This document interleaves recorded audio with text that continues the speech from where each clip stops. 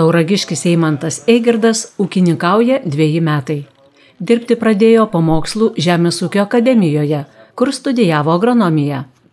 Ūkis ekologinis, mišrus, laikoma beveik 100 melžiamų karvių. Eimantas pradėjęs ūkininkauti suprato, kad nenoras ir motyvacija lemia sėkmę. Svarbiausia – mokėti skaičiuoti. Pažinti su margučiais pradėjo tėtis, o sūnus ją tęsia, modernizuodamas technikos parką. Pirkom ekologinės akiečias, pirkom purkštuvą bakterijom purkšti. Ir paskiau, kai aš jau įsitraukiau labiau į ūkininkavimą, tada atsirado noraginis skutikas. Neužilgo atsirado ir diskinis, ir automatinis vairavimas, ir turiu dar pirkinių, kurių reikia pirkti. Labai noriu nusipirkti jų parduodamą tarpailių purentuvą, nes aš norėčiau jį naudoti tarp kukurūzų. Ir ant to paties tarpailių purentuvą norėčiau uždėti tą pačią smulkių sėklų sėkladėžį, kukurūzus, berti, įselį ir tarpinius. Man šita sėkladėžė, jinai dirb kaip ir visas, tik tai kas mane dar labiau gunda, tai jos kaina. Pagrindė tai man kaina svarbiausia yra, aš tai nemeluosiu. Kaip jaunam ūkininkui, kur bankas dar nepasitikė, iš kur gauti pinigų, tai net aš nežinau dar kol kas. Tai reikėjo greitą sprendimą, nes vis tiek pasibaigus universitetą supratau, kad tam tikrose dirvožėmėse yra reikalingi tam tikri žemės dirbimai. Pas mūsų yra priemolis molis, pakankamai sunkia žemės ir aš pamačiau problemą, kad jeigu mes naudojam plūgą molį, mums be rudeninę arimą yra labai sunku su juo susitvarkyti. O rudeninis arims, jisai turi... Rizika tam tikra, suarsiu ar ne? Jo, jis turi tam tikrą riziką ir vis tiek yra mikrobiologija ir taip toliau. Geriau yra, kai per žiemą yra paliekama pieva. Tai nusipirkom noraginį skutiką ir išsprendėm molio problemą. Nebeturim tokią molę, koks tai būdavo anksčiau.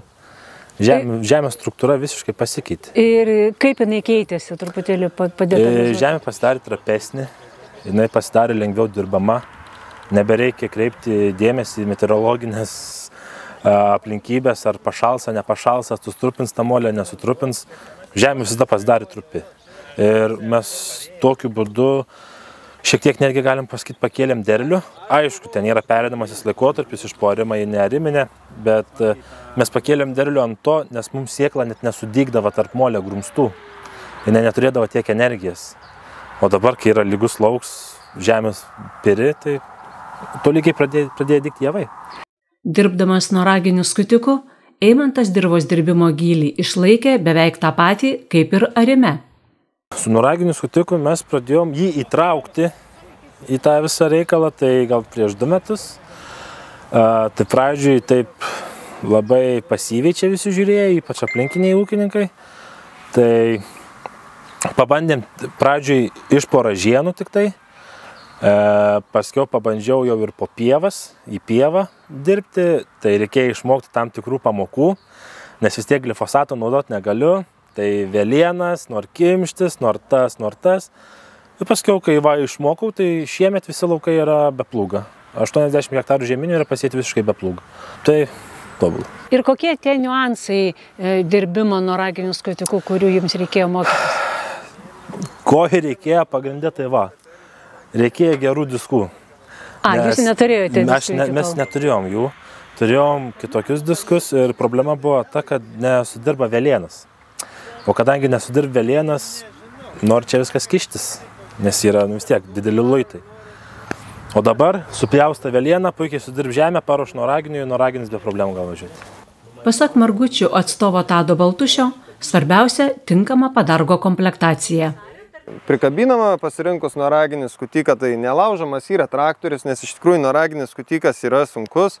Tai yra 3 eilės norago su 2 spiruoklinė apsauga, tada 2 eilės 51 cm diametro niveliavimo diskų ant guminės apsaugos sudėtos ir tada yra 2 U formos volas. Tai iš tikrųjų padargas tai yra sunkus. Po noragu nuo diskų visa žemė spėja nusileisti, nes prieš volą, nes važiuokliai yra tarp volo ir diskų. Darbas lauke patvirtino Eimanto žodžius, kad naujuoju skutiku viskas eina lyg sviestu patepta. 3 hektarų laukelis buvo sutvarkytas per pusvalandį. Turbūt paskutinis laukelis likęs neišdirbta žemės po šių metų javapjūtės. Nu, prieš paskutinis jau praktiškai jo, viskas. Aš tą lauką perėmiau šiemet, įsinomavau. Tai čia buvo žieminiai kviečiai, nukūlė žieminius kviečius ir šiaudus palika pradalgėsi. Ir šiaudų nepasiemi ir man atidavė, bet tie šiaudai jau buvo suliję, nu, jau jų presuot man nebebuvo prasmės. Tai aš sakau, turėtų sudirbti skutiks. Tai va rezultats, šiaudų praktiškai nesimato. Matos dar pradalgės, bet dar kad pravažiavus šiaudų būtų nebelikę viskas. Tai antrą kartą važiuosite su kuriuo skutiku? Su tuo pačiu? Su tuo pačiu, ar ne? Su tuo pačiu, paskiau jau su noraginiu. Nes, nu, vis tiek, su diskiniu reikia prasidirbti, kad gražiai būtų, paskiau tik tai noraginis važiuos. Matėme, kad važiavimo greitis gana nemažas, tai turbūt ir reikalauja toks skutikas tokio gana greito važiavimo. Jeigu atvirai, norėčiau važiuoti dar greičiau. Bet traktorius jau yra ribots. Jisai pakankamai gerai dirb, bet, nu, yra sunki žemė. Ir tiesiog skutiks, tai kuo puikiausiai dirbė traktoriaus biški trūks man. Labai vienodos ir tikslios tos išdirbtos žemės linijos. Viskas sueina bendrai. Jeigu padargs yra geros komplektacijas, jeigu jisai yra puikiai sureguliuots, jeigu jam važiuojant jisai nesiskersuoj, jau skutiks daro viską tiesiai. O automatinis vairavimas tik pridėtai. Automatinis vairavimas šits, CHC. Iš Margučio kaip ir skutiks, jie abudu atvažiavo tuo pačiu metu. Jo, prieš tai turėjau kitą, nu, bet nelabai patenkęs buvau. Taip, sakiau, pasibandysiu šitą, daug geresnis, tikrai, daug tikslesnis yra. Nėra paklaidų, nors tiek ano, kur turiu, tiek šitą gamintojai deklaruoju 2,5 cm paklaidą, bet šits man praktiškai iš vis nedaro paklaidos, o čia lauks pakankamai nelygus buvo, bet jisai vis tiek išlaiko tiesią liniją. Tai super. Sėjote kažką kartu dirbdamas ar dar ne, ar antrą kartą važiuodamas bandysite? Antrą kartu važiuodam sėsiu, tai čia sėsis garstyčiai su ridiku, tarpinis per žiemą.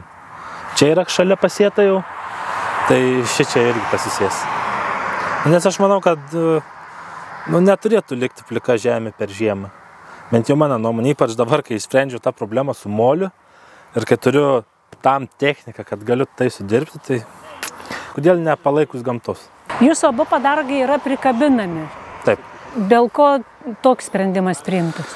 Turėjom diskinį pakabinamą, tai man labai nepatikdavo traktoriaus laužims. Nes, jeigu matėt, aš čia grįžus į Galulaukį greičio nelabai stabdydavau. Pakeli, apsisuk ir važiuoju vėl. O ten jau turėdavai pristabdyti, nes kitaip tas traktorius visas taip siubuoja. Yra ir pačiam diskomforts, ir traktoriui nelabai gerai. O prikabinami, tu važiuoji visą laiką lygiai. Jeigu lauks lygus, nėra jokia purtulė. Svarbu tik tai lauką įsilyginti, o va, jis padės įsilyginti lauką. Labiau planuoju pirkti giluminį purentuvą, irgi mačiau Margučiai tur, tai pirkti giluminį purentuvą, nes skutant ar ariant vis tiek yra susidaręs padas ir tas padas daro savo. Galutiniam rezultate jis vis labiau išryškės. Tai tas retkarčiais giliai išdirbti žemę reikia? Jo, bet galbūt išdirbti giliai, bet ne ją apversti. Va čia reikėtų pabrėžti. Jo, nes, kam tą smėlį ar žvyrą iš apačios versti atgal? Abu žemės dirbimo padargai turi skirtingus volus. Kai nusipirkau noraginį su dvigubu U formos volu, aš pamačiau, kad yra, jis pakankamai geras. Tačiau, kai pamačiau, kad yra dar T formas ir kad gali tas T formas volas tą molio grumstą ne sutspausti ir sutraiškyti, bet jį perpjauti. Sutrupinti. Sutrupinti ir šalia einantis antras volas lygiai toks pats tą antrą dalį dar sutrupinti. Kodėlgi ne, mes su Tadu gerą pusdienį, netgi iš tikrųjų diskutavom šito klausimu iki apsisprendžiant.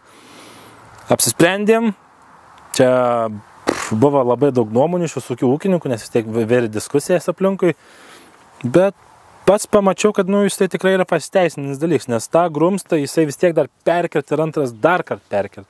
Tai sunkesnioj žemėje jis tobulai, netgi geriau negu U formos volas man dirba, man asmeniškai. Sunki žemė, kai būna sausa, ypač ją sudėtinga išdirbti, ir ar jums padėjo šitie žemės padargai tokiai situacijai?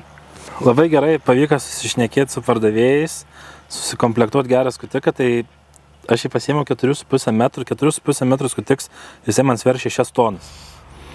Tai aš pradėjau šiemet pievas dirbti vasaros vidury, kai yra karščiausia, kai yra sausiausia. Kadangi sunki žemė, aš bijojau, kad tiesiog nenorės lysti į žemę šis padargas, bet kai kitus skundės, aš pastebėjau, kad kai tik pradedu dirbti, tą molį ne išvert grumstais, bet kaip aliumą išplėš. Ir matos netgi molė tokie kaip plėšys, jisai kad būtų. Kaip plėšomas sūris, tai plėšomas molis. Grinai išplėši tą visą žemę ir ištrupina jį.